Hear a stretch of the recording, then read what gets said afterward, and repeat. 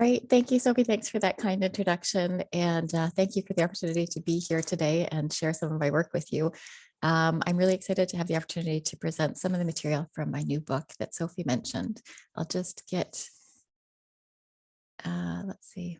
So the book I'm presenting material from, as Sophie said, it's entitled Clash of Powers, US-China Rivalry in Global Trade Governance.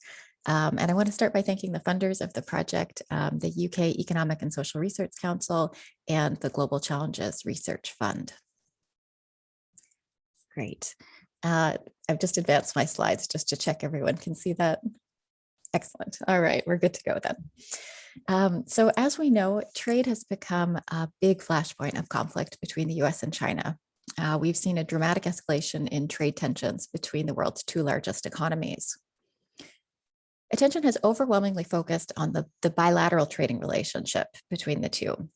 Things like the size of the US trade deficit with China, allegations that China is engaged in unfair trading practices, and under President Trump, the US imposing tariffs on Chinese imports and igniting a trade war. In this book, I focus on a critical aspect of their growing rivalry that's been largely overlooked, and that's their battle over the global institutions and rules governing trade. So for over 70 years, the US has been the dominant state in the global economy and its governance. As John Eikenberry puts it, from its position as global hegemon, meaning the world's dominant power, the US effectively ran the system. It constructed the institutions of global economic governance, institutions like the WTO, the World Trade Organization, the IMF, and the World Bank. These institutions served as an important channel for the projection of American power, and their rules also reflected its primacy. But now, after 4 decades of rapid and sustained economic growth, China has emerged as the world's leading trading state and its second largest economy. So this has given rise to 2 major debates.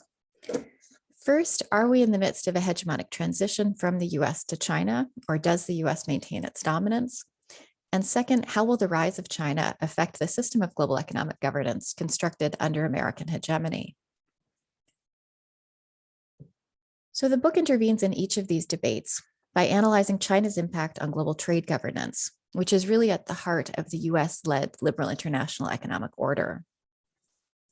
And by liberal international economic order, I'm referring to the institutions, rules, and laws that were created under US hegemony. This is typically referred to as a liberal order because it's broadly based on the principles of open markets and free trade. So I focus on 2 key multilateral institutions for governing trade: the World Trade Organization, the WTO, which is really the core institution created to govern the global trading system and is a key pillar of the US-led liberal international economic order. And a second institution, the OECD Arrangement on Export Credit, which has received much less attention from scholars, but as I show, has also played a critical role in maintaining a liberal trading order. Many dismiss claims about the rise of China and a decline in US hegemony as exaggerated or overblown. They point out that by virtually every conventional measure of power, whether economic, military, or soft power, the US still has a huge lead, as Daniel Dresner puts it, and remains vastly more powerful than China. Even just in economic terms, for example, the Chinese economy is still only about 65% of the size of the US. This leads many to conclude that China is not an imminent threat to American dominance, and that the US remains secure in its position as the world's sole superpower. Comparisons have frequently been drawn to earlier erroneous predictions in the 1980s and 90s that a rising Japan would surpass the US and bring an end to its dominance, with the argument being that China's purported threat to American hegemony will prove similarly fleeting and illusory.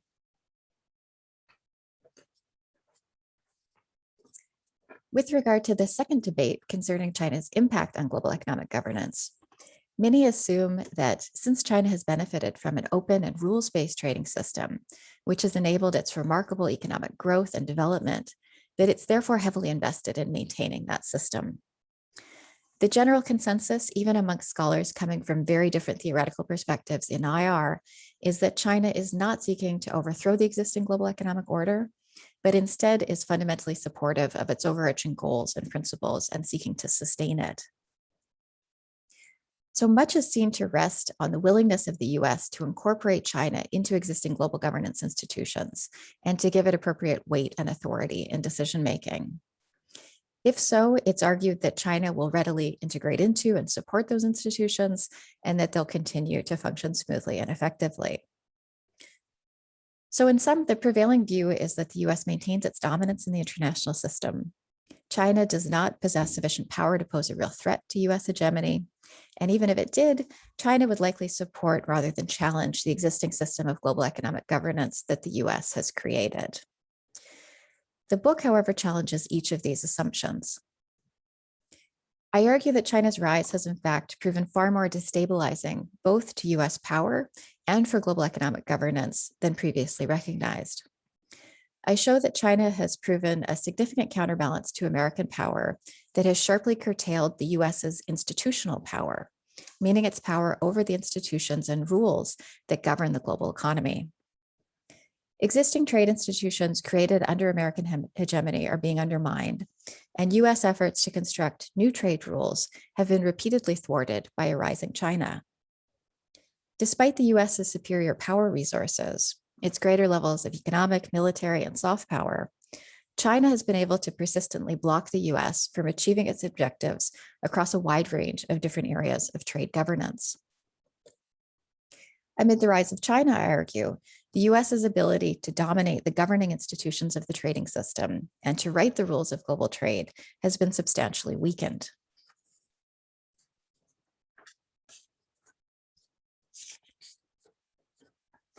So in contrast to the assumption that a rising China can be smoothly integrated into the system of global economic governance created under US hegemony, I show that China's rise has created serious challenges for the multilateral trade regime. The US and China are engaged in a struggle over the rules of the game, and specifically whether and how the rules will apply to China. I demonstrate that this conflict between the two dominant powers has profoundly undermined the established system of global trade governance by eroding the efficacy of existing institutions and blocking global rulemaking in trade. So institutions that are essential to ensuring stability and order in the international trading system have been severely weakened. And I construct this argument drawing on field research conducted over an 11-year period at the WTO in Geneva and the OECD in Paris, as well as in Washington, Beijing, Brussels, Tokyo, Brasilia, New Delhi, and Ottawa. And I draw on 3 sources of data: over 200 interviews with trade negotiators, senior government officials, and representatives of industry and NGOs, extensive documentary analysis, and direct observation.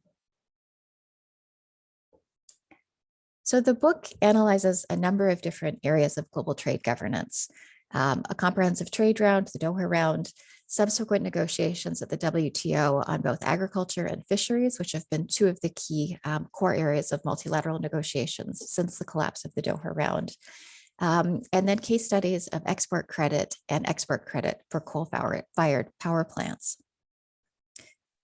So part of the goal of the book is to go beyond a narrow focus on US-China relations to examine the broader systemic implications of this power struggle between the US and China. In other words, to show why US-China rivalry matters, not just for great power politics or for the interests of these 2 particular states, but because it has critical implications for vital areas of global governance and policy. And what several of these cases underscore is that the breakdown of global rulemaking and trade has significant consequences, not only for the governance of global markets and trade, but also for efforts to try to use trade rules to address pressing global problems related to both global development and the environment. So I'd be happy to talk about some of those issues related to development and environment or the larger book in more detail in the Q&A. And in particular, the agriculture and subsidies and the fishery subsidies cases are both ones in which, well, they haven't gotten a lot of attention from the wider world of sort of, trade pundits and foreign policy watchers. These are areas in particular where China's trade policies have significant consequences for other developing countries and are proving increasingly harmful for the rest of the global South. So that's something I'd be happy to talk more about in the Q&A if that's of interest to people. But for now, I'm going to focus on one specific case, the impact of a rising China on the export credit regime. And this has also been published as a standalone article in the journal Regulation and Governance. So export credit is an area of the trading system, as I said, that's received comparatively little attention from scholars of global economic governance and from IPE. And this is in part because until recently, this was a fairly quiet area of global economic governance that worked relatively smoothly and without incident. But as I show, it's become an increasingly contentious area of both economic policy and international negotiations. So export credit is the use of loans and other forms of financing by states to promote their exports. And if provided at below market rates, state-backed export credit may act as an export subsidy and thus have significant consequences for international trade patterns. The existing system of governance for export credit was created under the auspices of the OECD, the Organization for Economic Cooperation and Development, in the 1970s, and it's been repeatedly strengthened since then. It limits the ability of states to use export credit to subsidize and thus artificially boost their exports. And for decades, this was held up as an example of a highly successful global governance regime, with its system of disciplines proving very effective in restricting the use of export credit as a form of state subsidy. I demonstrate, though, that the rise of China has profoundly altered the landscape of export credit and disrupted its governance arrangements. Over the past 2 decades, there's been a dramatic expansion in the use of export credit by China. China has emerged as the world's largest supplier of export credit, providing volumes of financing 4 times greater than any other state. State-backed export credit is a key tool of China's development strategy, used to foster industrial upgrading and the international expansion of its domestic industries and firms. As I show, the US and other established powers have attempted to either incorporate China into the established global governance regime for export credit, or to engage it in the construction of a new regime. But China has refused to accept any international disciplines on its use of export credit. As a result, I argue, this explosion in the use of export credit by China is eroding the efficacy of existing international rules intended to prevent an export credit subsidy war. I contend that the disruption of the export credit regime highlights the conflict between the liberal principles of the existing global governance architecture and the economic development objectives of China and other emerging powers.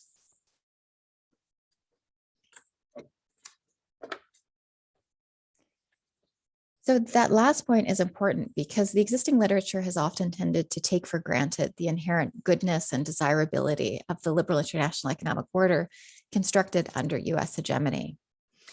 It's thus frequently assumed that China's goals must be illegitimate if they clash with the existing US-led liberal international economic order. Much analysis of China, as well as other emerging powers, has been shaped by a narrow framework for understanding their agendas and impact. If they don't support the status quo, rising powers are often labeled spoilers or shirkers. The disruptive effects of emerging powers are attributed to the fact that they're irresponsible, troublemakers who hold inappropriate core values and lack an adequate sense of international civic duty. I argue, however, that the case of export credit problematizes such interpretations. While China's rise is indeed disrupting the global governance of export credit, it's not simply because China is irresponsible or recalcitrant, as many allege, but because it has important objectives that conflict with the overarching goals of the regime. The export credit regime is a quintessential liberal economic governance regime. It's based on the principle of minimizing state intervention in the economy, preventing states from distorting markets and trade, and ensuring that competition in the global economy isn't distorted by state subsidies. The US and other established powers have an interest in preserving the liberal regime they created, with states voluntarily cooperating to avoid a costly and self-defeating subsidy war. Whereas China and other emerging powers have an interest in maintaining their ability to use export credit as part of their strategies for national development. So this is, in short, I argue, a clash between liberalism, meaning economic liberalism, and development. So to briefly provide a bit of background on export credit, Almost every major economy has an export credit agency, an ECA, that provides various forms of financing to facilitate and expand exports, including things like direct loans to foreign buyers, insurance and loan guarantees, and finance for large-scale infrastructure and industrial projects. States provide approximately $300 billion in official trade-related export credit finance annually. Export credit can be used to address market failure, with ECAs stepping in to fill gaps in the availability of private financing. But export credit is also used as an important tool of industrial policy and export promotion. State-backed export credit is concentrated in capital equipment and services sectors, so-called big-ticket exports, things like aircraft, satellites, industrial plants, infrastructure, transportation, construction, oil and gas, mining, and energy projects. States are heavily involved in long-term export financing, particularly for complex multi-billion-dollar sales. And state-backed export credit is particularly important in facilitating sales to emerging markets, where less developed banking and capital markets often limit the availability of private sector financing. So to provide an illustration of how this works, in the US, for example, the US Export-Import Bank supports the exports of many different American industrial sectors. Here I'll take aircraft as just one example. Exim Bank supports the US aerospace sector by supplying financing to facilitate the sale of Boeing jets to foreign buyers. Given the size of these transactions, a single aircraft can sometimes cost as much as nearly $500 million. The purchasing airlines rarely pay cash, but instead require loans in order to make the purchase possible. So the US Exim Bank can step in to provide direct loans where commercial financing is unavailable, or to guarantee and thereby reduce the cost of commercial loans. So aerospace is just one example of the types of industries that are supported by the US Exim Bank and its counterpart export credit agencies around the world. So one thing that's important for the story here is that export credit is a key tool of the developmental state toolkit.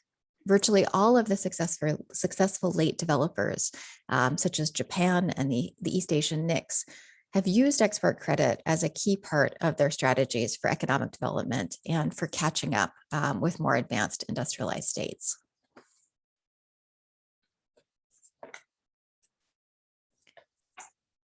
Now, the principal governance issue related to export credit arises from the fact that it may be subsidized by states as a means to make their exports more competitive, which can quickly lead to a destructive competitive spiral of state subsidization via export credit. So if one state uses export credit to give its exports a competitive advantage in global markets, other states will respond by increasing their subsidies. And quickly countries could be spending massive amounts of money in a competitive battle to try to support their exports. And that would not only distort trade, but also deplete national budgets. And this is, in fact, exactly what was happening in the 1970s and what prompted the creation of the current regime governing export credit. So export credit is governed by a set of rules established at the OECD, an institution comprised primarily of advanced industrialized states, and thus often described as a rich man's club. The OECD arrangement on export credit was created in 1978 in the context of a global subsidy war based on export credit. The arrangement's disciplines place strict limits on the financing packages that states may offer to borrowers, defining the most favorable terms under which credit may be granted. And over the past 40 years, the arrangement has been continuously revised and updated to tighten its disciplines. Now, this governance regime was very much a creation of US hegemony. The US was the key driver behind the creation of the arrangement, as well as the continual strengthening of its disciplines, sometimes using fairly aggressive strong-arm tactics in order to force other countries to cooperate. In the 1970s and 80s, for example, countries like France and Japan, with more interventionist economic models, were very reluctant to accept disciplines on their use of export credit subsidies. But the US used its coercive power to overcome their resistance and force them to participate and accept disciplines on their use of export credit. So the goal of the US was to bring the global provision of export credit closer to market principles so that states weren't using subsidized financing to distort trade And that's exactly what wound up happening. So this is sort of what the key provisions of the arrangement look like today. And it's, very sort of technical, nitty-gritty stuff. And it's not necessary to go into too much detail here, but I wanted to provide you with just an overall sense of how its disciplines actually work. The most obvious way that a state can subsidize export credit is by providing a below market interest rate. And even a relatively small change in the interest rate makes a big difference in the cost of a loan. So the arrangement sets out the minimum interest rate that states are required to charge. But interest rates are just one part of the story. There are many other factors that go into determining the cost or the attractiveness of an export credit loan. And if any of these elements departs from market conditions, it could act as a subsidy and be used by states to give their exports an unfair advantage. So the arrangement regulates each of the key terms and conditions of export credit lending to ensure a level playing field amongst its participants. And the arrangement also contains strict rules on tied aid, which is aid that's tied to the procurement of goods and services from the donor country. And this operates similarly to export credit, so if not regulated, could be used to circumvent the export credit disciplines. And that would have negative consequences, not just from the perspective of trade, but also from the perspective of development as well. So in addition, the arrangement also has specific rules governing export credit in specific sectors, as well as provisions governing environmental and social due diligence, debt sustainability, and corruption. One of the key features of the arrangement is that it has very strict transparency and monitoring requirements. So every time a state provides export credit in advance of the transaction, it's required to report to the other participants in the arrangement and provide a full confidential disclosure on the terms of that transaction. So there's real-time transparency and there's no secret financing terms permitted. States know exactly what their competitors are doing, and they can confirm that they're following the rules. This effectively works as sort of a built-in surveillance mechanism to ensure that no one cheats on the arrangement, and it's worked quite effectively. Although the arrangement is an informal, consensus-based, so-called gentleman's agreement, it's nonetheless proven remarkably effective. It succeeded in virtually eliminating the subsidy component of export credit amongst its participants.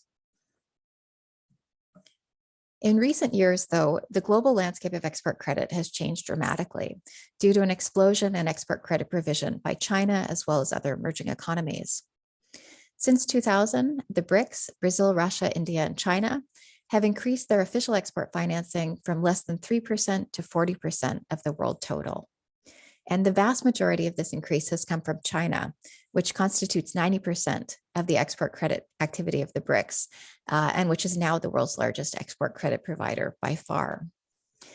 China has three export credit agencies, as you can see here, the Export-Import Bank of China, Sinosure, and the China Development Bank. Through these institutions, in 2014, China supplied $58 billion in export credit support, far more than the $12 billion provided by the US, and indeed more than all of the G7 rich countries combined. And on top of that, it also provided an additional $43 billion in overseas investment financing to promote its exports. So as you can see here, this is a chart showing the world's largest providers of export credit. And as one US official said about China, they just dwarf everyone else. The other emerging economies are also becoming increasingly significant providers of export credit, particularly in certain sectors, such as Brazil in construction, aircraft, and mining, Russia in energy, and India in energy and infrastructure. But as you can see here, they're still nowhere near the level of China.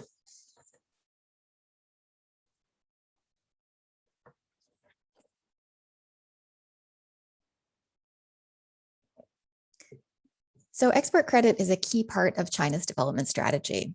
It's one of the prime means by which China is deploying its newfound financial power, including its massive foreign exchange reserves, to give its firms a competitive advantage in global markets, while fostering industrial upgrading and the development of strategic sectors.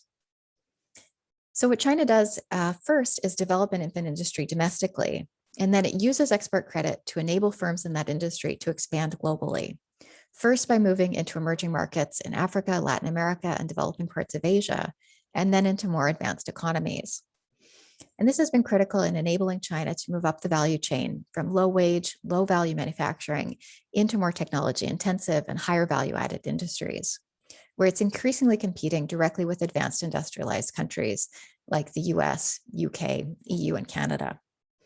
Export credit plays an important role in China's Made in China 2025 industrial strategy, where China is seeking to foster the development of more sophisticated, advanced manufacturing in order to enable its manufacturing sector to catch up with and eventually surpass the advanced industrialized countries to become the world's leading manufacturing power. So export credit is an essential part of China's effort to try to escape the middle income trap and develop into a high income country. Export credit has also been the driving force behind the expansion of China's activities in Africa, Latin America, and elsewhere. While often mistakenly described as aid, much of China's much publicized lending in Africa and other parts of the developing world is in fact export credit, loans tied to the export of Chinese goods. And similarly, much of the financing for China's Belt and Road Initiative, where China is building power plants, ports, high-speed rail line, and other infrastructure across large parts of the world, much of that financing for the BRI is also in the form of export credit. So China has been characterized as conducting the most aggressive export credit financing campaign in history, and this strategy is proving highly effective. To quote one trade official, in almost every capital goods sector, China is going from being a bit player to one of the biggest.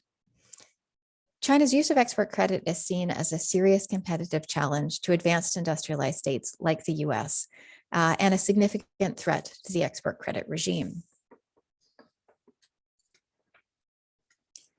China is not a member of the OECD, nor bound by the rules of the arrangement. And given the scale of its export credit support, its non-participation threatens to undermine the established system of global governance for export credit. Many OECD countries believe that China is using its ability to extend export credit on more favorable terms in order to gain an advantage over participants in the arrangement. So to quote one official, what China is doing is riskier transactions with fewer rules, slightly less cost, longer terms, and a lot more flexibilities. When you combine all of these things, it can be quite an attractive package. Since financing can account for as much as 40% of the cost of a project, attractive export credit terms give China's exports a significant competitive edge. So to go back to that slide setting out the key provisions of the arrangement, for China, deviating from the arrangement on any of these terms can be used to undercut its competitors who are required to abide by the rules. And there's evidence that China is providing export credit that violates virtually all of these provisions, including subsidized below market interest rates, low or no risk premiums, considerably longer repayment periods and grace periods. And there's also evidence that China is violating the arrangement's provisions on tied aid as well. Rail equipment exports provide an illustration of how China's ability to provide more favorable credit terms advantages its firms and helps to drive its process of industrial upgrading. This is a big market, valued at about $120 billion a year, and it's one of 10 priority industries that China has targeted for overseas expansion as part of the effort to transform the country into an advanced manufacturing powerhouse. China has the world's largest high-speed rail network, and its firms now participate in hundreds of overseas rail projects. In 2015, China's two state-owned rail equipment makers merged to create CRRC, an industrial giant that dwarfs its rivals. CRRC has been aggressively targeting emerging markets in Africa, Latin America, and Southeast Asia, as well as increasingly winning big contracts in advanced countries as well. According to industry analysts, although China's rail technology is less sophisticated, its main competitive strength is that its technology is offered as part of a package that includes highly attractive export credit financing. So these are just a couple of examples. And it's important to remember that even just a slightly lower interest rate or premium fee can give Chinese exports a significant cost advantage. A difference of just 1 to 2 points in the interest rate, for example, increases total financing costs by 18 to 30% for a 12-year loan, for example. So on a sale of rail infrastructure to Pakistan, China's Exim Bank offered a risk premium fee of just 8%, while the arrangement requires a minimum fee of 21%. On a sale of rail exports to Argentina, the China Development Bank charged an interest rate of LIBOR plus 6%, well below market rates of at least LIBOR plus 9.35%. Extended repayment periods also significantly increase the attractiveness of financing because it allows the importer to discount the loan over a longer period and shifts the risk to the lender. While the arrangement allows a maximum loan tenor of 12 to 14 years for rail exports, China's repayment terms often exceed 20 years and have even been as high as 30 years in some cases. So these differences in things like interest rates, premium fees, and repayment terms provide China's exports with a significant advantage over its OECD competitors. And they've played an important role in helping to fuel CRRC's global expansion. The traditional big players in this sector, Germany's Siemens, France's Alstom, Canada's Bombardier, and the US's GE, have all been finding it extremely difficult to compete with CRRC and the cheap credit that its exports receive through the Chinese government. This dramatic expansion of CRRC through the subsidized financing has really made it difficult for these other companies to compete and put intense pressure on them. So Siemens and Alstom, for example, recently sought to merge in an attempt to better compete with CRRC. France and Germany wanted to try to create their own European champion to better compete with this massive giant, but they were blocked by EU competition authorities. Meanwhile, both Bombardier and GE have both had to sell off their rail businesses. So rail is just one example of the many industries where China is using more favorable export credit terms to give its firms a competitive edge in global markets. So the argument coming from many of these countries is that, while China is a developing country using export credit as part of its development strategy, at this point, China has gone beyond merely catching up with its established competitors to actually, crushing many of the leading firms in sectors like rail equipment and many other advanced manufacturing, high-tech sectors. So the ICT sector, informations and communications technology, provides another example. This is also another priority industry targeted under the Made in China 2025 industrial strategy. And here too, China's export credit agencies have been aggressively supporting the international expansion of its ICT firms. China Development Bank, for example, has provided Huawei with a $30 billion line of credit, which has enabled it to offer below market financing rates and terms that are simply unmatchable by its competitors. Fueled by this kind of massive financial support from the Chinese government, Huawei has become one of the world's largest telecom equipment manufacturer, has become the largest telecom equipment manufacturer, overtaking Ericsson, the European multinational, in 2012. Similarly, the global expansion of ZTE, another major Chinese telecom equipment manufacturer, has been driven by a $25 billion credit line from CBD and the China Exim Bank. So in this way, China is using cheap export credit to support the development of its national champions and to fuel their global expansion. So OECD export credit agencies have been receiving mounting complaints from their exporters that they're losing contracts to Chinese firms because of the more favorable financing packages that China is able to offer. In the words of the US Export-Import Bank chair, they're winning deals in part because they're not playing by the rules. As one ECA official from an OECD country put it, we've seen them coming in to areas where they're competing with our exporters, often with very cheap money and often with tied agreements. So as another one put it, everyone feels under attack. This has raised significant concerns about the future of the export credit arrangement. One arrangement participant summed up the situation as follows. You have this arrangement that's worked well for decades and over time has gotten better and better as its disciplines bite more and more. The problem is that they were universal rules. Everyone who exported capital goods was a member, but now the world has changed completely. Now there's almost no sector where China is not a major exporter of capital goods. What happens to your export credit arrangement if China is not a participant?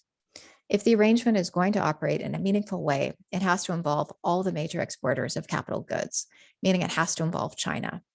Everyone who exports capital goods needs to be part of the system or it can't work.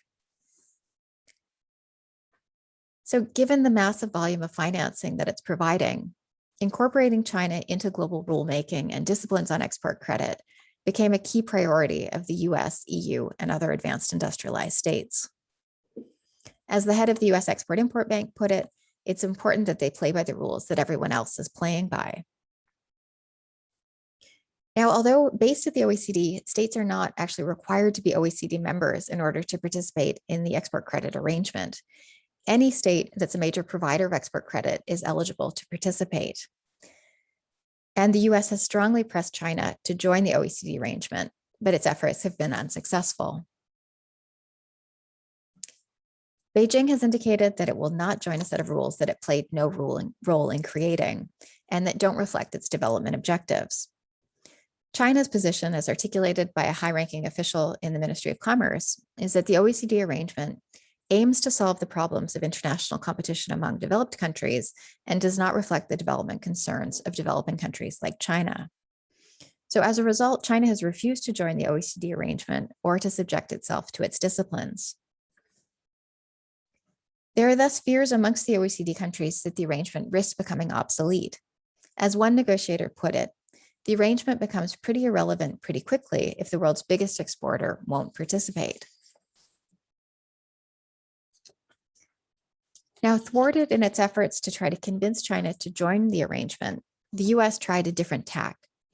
In 2012, the US drove the creation of a new international working group on export credit, involving 18 major developed and developing countries, including China, in an effort to try to negotiate a successor to the OECD arrangement that would encompass the emerging economies. This was a US-led initiative pushed at the highest levels that came out of the bilateral US-China strategic and economic dialogue and meetings between then President Obama and President Xi Jinping. It was China that insisted on the participation of 8 other emerging economies in order to ensure balance between developed and emerging economies, and to bolster its side in the negotiations by ensuring that it would not be outnumbered by arrangement participants. As a result, compared to the arrangement, the IWG was considerably more inclusive in that nearly half of its participants were developing countries. From the perspective of the US and other developed countries, the IWG was very much a second best solution.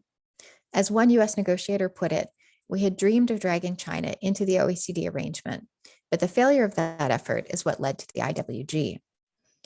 Seeking to rein in export credit provision by China, the IWG represented an attempt by the US to maintain a liberal regime of export credit governance by replacing the arrangement with a new version that would incorporate the major emerging economies. The US identified this as a key strategic priority in its economic relations with China, and negotiators report that it pushed China very hard to enter into and engage in the negotiations.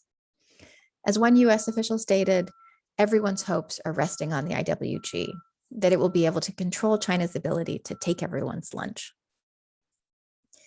Other OECD countries have backed the US and placed similar emphasis on the IWG as a means to create new, more universal rules on export credit. Yet, given the centrality of export credit to its development strategy, China has little reason to subject itself to international disciplines. A negotiator for an OECD country summed it up as follows: China has vast resources. The amount of money available now is almost beyond belief. Their view is, why the hell should we agree to not use these resources? These guys are trying to constrain our ability to achieve our rightful place in the world. They don't see anything in it for them. It's not in their interest to accept these constraints. They provide so much export credit, it's astounding. Beside the Chinese, the US Export-Import Bank looks like a corner bank in Ames, Iowa. China is doing this on a scale that just dwarfs what's happening in the rest of the world. Why should they let anyone stop them?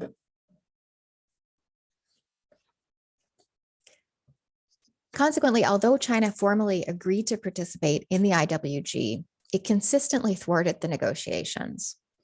Despite intense pressure from the US as well as other advanced industrialized states, China refused to budge. In fact, it refused to take even the first preliminary steps that would be necessary for negotiations to actually begin in earnest, including, for example, refusing to provide even basic information about its export credit programs. As a result, as one negotiator stated, the process has been going on for years and there's been zero progress.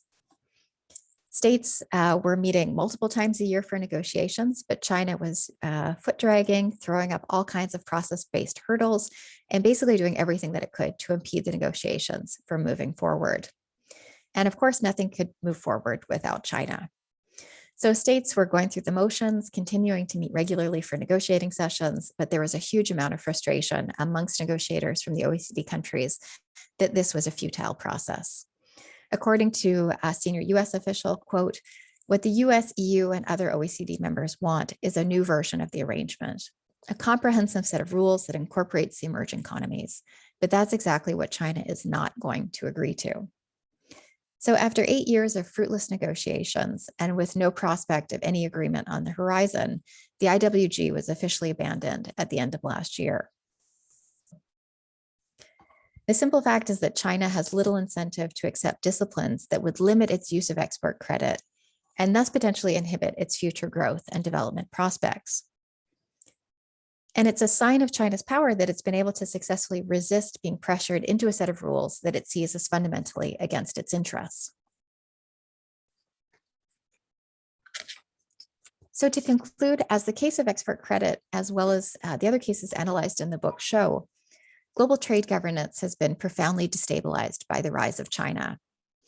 As analysis of the OECD and IWG negotiations shows, contemporary power shifts are making multilateral cooperation to govern export credit increasingly difficult. From its hegemonic position in the international system, the US was the driving force behind the creation of the arrangement and the continual strengthening of its disciplines. However, its current inability to press China into existing or new governance arrangements suggests that the capacity of the US to steer global rulemaking is diminishing amid the rise of China. And beyond the export credit regime that I've been talking about, we also have seen very similar dynamics taking place in the World Trade Organization, the WTO. In the case of export credit, China's emergence as a major provider of government-backed trade finance has proven highly disruptive to the transparent, rule-bound, orderly system for the governance of export credit. Reluctant to relinquish an important industrial policy tool that's vital to its continued development, China has valid reasons to resist external disciplines on its use of export credit. Nonetheless, however, its unwillingness to join existing governance arrangements or subject itself to new disciplines threatens what has until now been a highly effective regulatory regime and risks prompting a reemergence of destructive competition via export credit subsidies. So the case of export credit throws into stark relief the tension between the development objectives of China and other emerging economies and the American-led liberal international economic order.